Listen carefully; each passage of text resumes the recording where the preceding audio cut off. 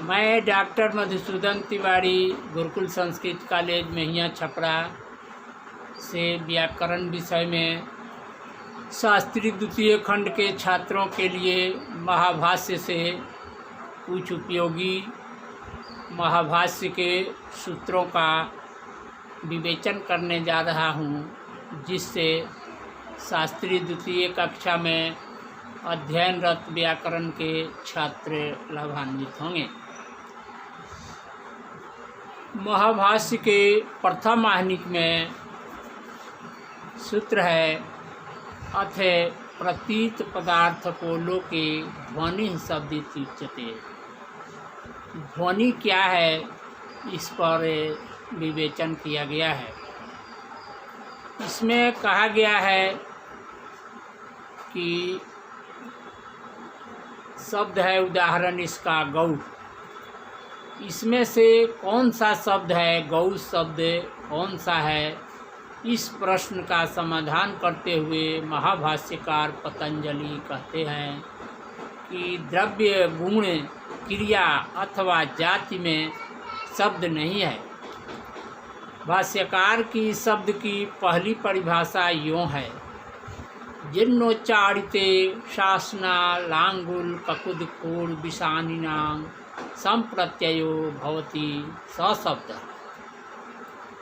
इस समाधान में स्फोट की मदद माना गया है।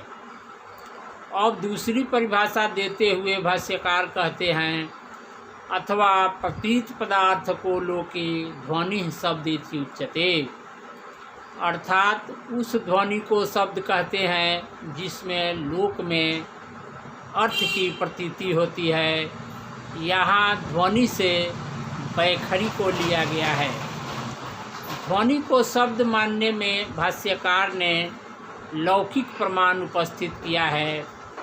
ध्वनि करने वाले को कहा जाता है शब्दं कुरु माँ शब्दं कार्षि, शब्द कार्यायं अभानवक इति, अतः ध्वनि ही शब्द है। दूसरा सूत्र है असुरा हेलयो हेलयः इति कुर्वन्तः परा बभूवः। व्याकरण के गौण प्रयोजनों को बताते हुए भाष्यकार ने प्रथम प्रयोजन बताया है ते असुरा हेलयो हेलया इति कुर्वन्तः परा बभूवः। तात्पर्य है कि हे अरयः की जगह असुरों ने हेलयः ऐसा उच्चारण किया है। हे प्रयोग है हे योह, इस सूत्र से यहाँ प्लुत और प्रकृति भाव होना चाहिए। असुरों ने न तो प्लुत किया और न प्रकृति भाव ही। इस गलत उच्चारण के कारण वे अपमानित हुए। अपशब्दः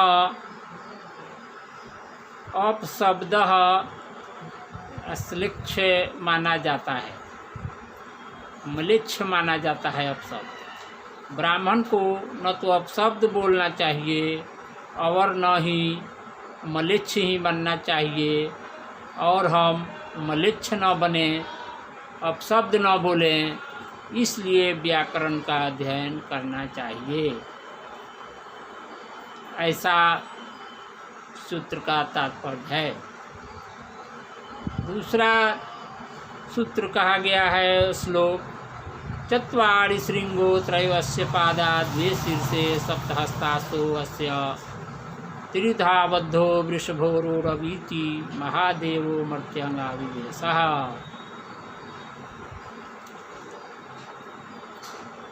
व्याकरण का गौण प्रयोजन बताते हुए भाष्यकार ने इसे उद्धृत किया है।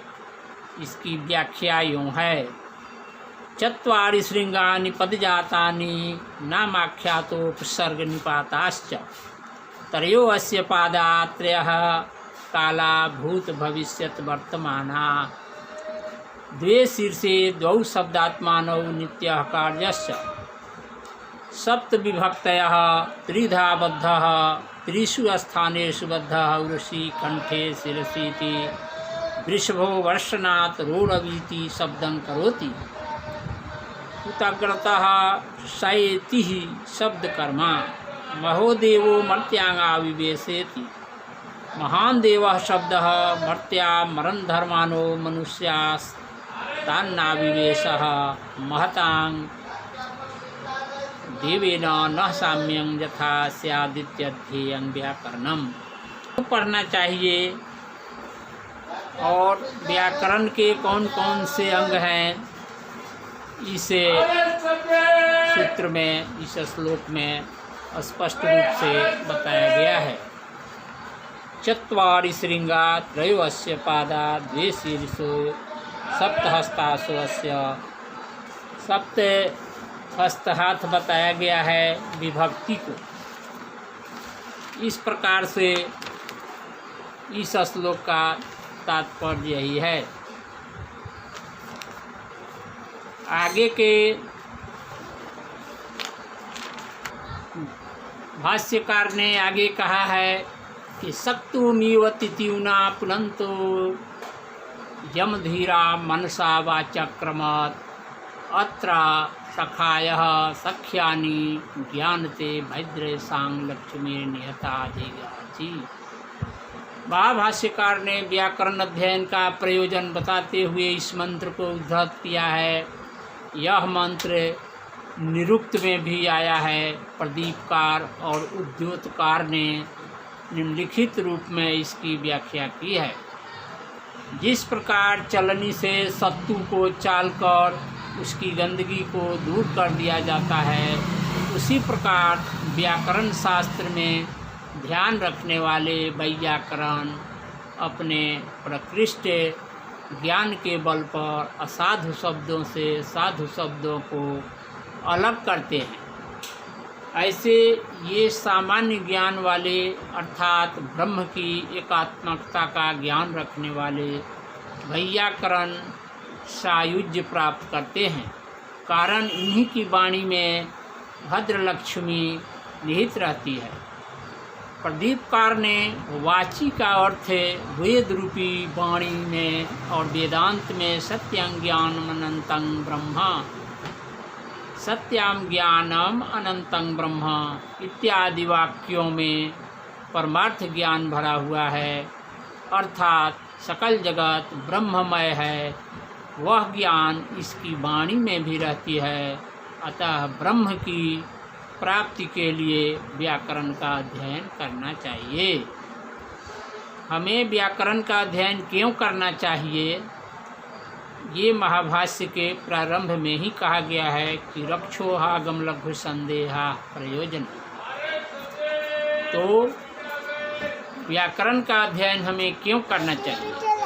ये तो स्पष्ट है कि असाधु शब्द, मलेच्छ शब्द का उच्चारण हम न करें, हम शुद्ध सही शब्द का उच्चारण करें। कहीं से कोई उच्चारण संबंधी, अर्थ संबंधी गलत प्रतीति न हो, इसलिए हमें व्याकरण का अध्ययन करना चाहिए। अतः शुरू में ही कह दिया गया कि रक्षोहागम लघु संदेहा प्रयोजनम, व्याकरण अध्ययनस्य किं प्रयोजनम। तो आज के विषय ये प्रयोजन पर हम रक्षोहागम लघु संदेहा प्रयोजनम दूसरे दिन हम इस पर विस्तार से प्रकाश डालेंगे। तब तक इन मंत्रों को हम स्पष्ट करना चाह रहे हैं। एक और मंत्र हम बता देते हैं इसमें कि सुदेवो वसी वरुण यस्यते सप्त सिंधवः अनुच्छरन्ति काकुदं सुरम्यं सुशिरामिव। यह पद्य व्याकरण के गौण प्रयोजन बताने में उद्धत किया गया है। यह वरुण देवता की स्तुति में कहा गया है। सुदेवो वसी वरुण सत्यदेवो वसी यस्य ते सप्त सिंधवः सप्त विभक्तयः अनुच्छरन्ति काकुदं काकुदं तालु काकुर्जिह्वा शासनामुद्यत इति काकुदं सुरम्यं सुशिरामिव तद्यथा शोभना भूमि शुभिरामाग्निरन्तः प्रविश्य दहति एवं ते सप्त सिंधवः सप्त विभक्तयः। तालवन अक्षरन्ति तेनासी सत्यदेवः सत्यदेवास्यामेत्य अध्येयं व्याकरणम। अर्थात हे वरुण देव, तुम सत्य देव हो, क्योंकि तुम्हारी तालु से 7 विभक्तियाँ नदियों की तरह बहती है। जिस तरह छिद्र से युक्त किसी लोहे की प्रतिमा के भीतर घुसकर अग्नि उसके मल को शुद्ध बना डालती है, उसी प्रकार तालु प्रदेश में प्रकाशित होकर 7 विभक्तियाँ अर्थात विभक्त्यांत शब्द प्रकाशित होकर शरीर को निष्पाप बना डालते हैं। अतः व्याकरण का अध्ययन नितांत आवश्यक है।